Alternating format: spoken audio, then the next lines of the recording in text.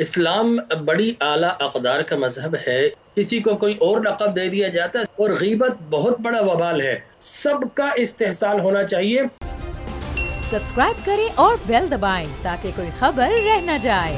یہ بتائیے گا کہ کسی پہ الزام لگانا، تہمت لگانا کتنا بڑا گناہ ہے ہمارے اسلام میں، اور اس کی سزا کیا ہے دین اسلام میں؟ اسلام بڑی اعلیٰ اقدار کا مذہب ہے. اسلام نے ہمیشہ ایک دوسرے کی عزت کو اپنی عزت قرار دیا. ایک مسلمان بھائی کے خون کو اپنا خون، اس کی حرمت، اس کی تقدیس، اس کی سینکٹیٹی اور اس کا جو وقار ہے اس کو سلامت رکھنے کے لیے اسلام نے کچھ اصول وضع فرمائے. اور اسلام نے تو یہاں تک کہا کہ کسی مسلمان بھائی کا لا تنابزوا بالالقاب، اس کے القاب تک مت پکارو.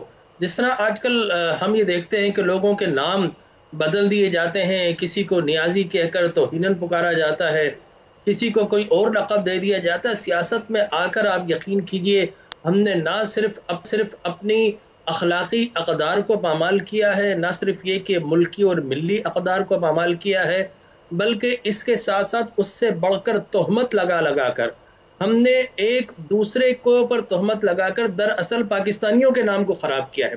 اور کوئی نہیں کہہ سکتا کہ آج یہ محمد عربی صلی اللہ علیہ وسلم کے ماننے والے ہیں، ان کے پیروکار ہیں، اس لیے کہ آقا کریم علیہ الصلوۃ والتسلیم نے اخلاق کا وہ نمونہ دنیا کے سامنے پیش کیا کہ جن لوگوں نے اس نمونے کو اپنایا، ہم یہ دیکھتے ہیں کہ آج وہ اوپر کی جانب جا رہے ہیں.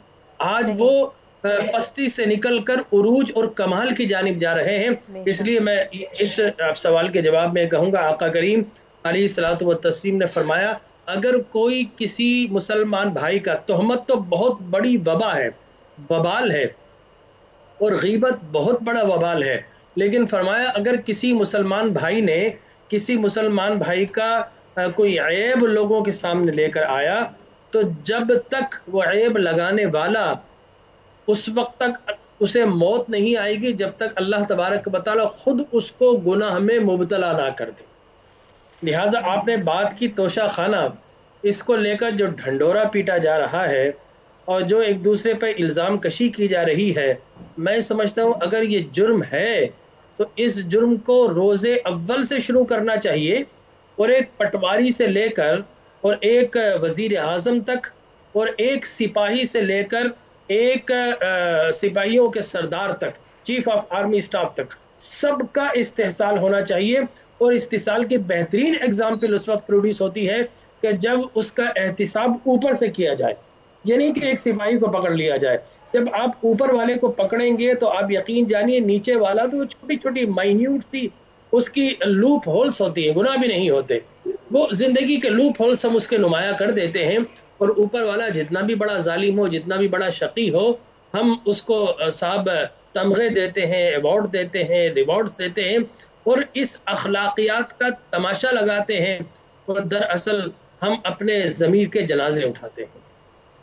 بہت افسوس کے ساتھ. اور آج کل تو راٹھور صاحب یہ شوق بن گیا ہے، آپ کسی بھی محفل میں بیٹھیں، کہیں بھی جائیں، یا تو آپ تہمت لگاتے ہیں کسی ایک کے اوپر یا ان کے عیب اچھالتے ہیں یا غیبت کرتے ہیں، اور ہمیں پتہ ہی نہیں چلتا کہ ہم کتنے بڑے گناہ کے دلدل میں پھنستے چلے جا رہے ہیں.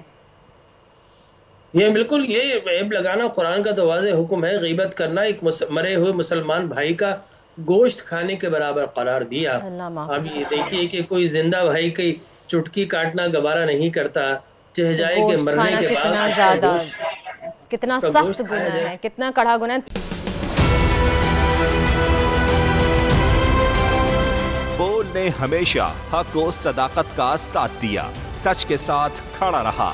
ہم ہیں مثال ابر، مگر اس ہوا سے ہم ڈر کر سمٹ ہی جائیں گے، ایسے بھی ہم نے بڑی مشکلات، بڑے بڑے چیلنجز، صرف بول کھڑا رہا، بول ڈٹا رہا.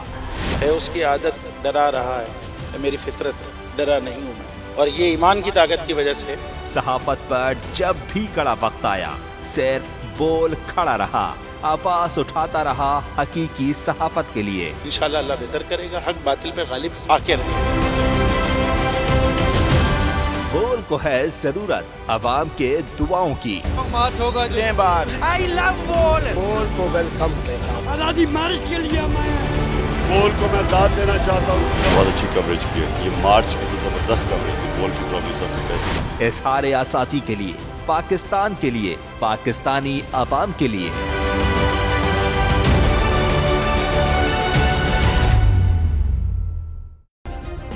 سبسکرائب کریں اور بیل دبائیں تاکہ کوئی خبر رہ نہ جائے.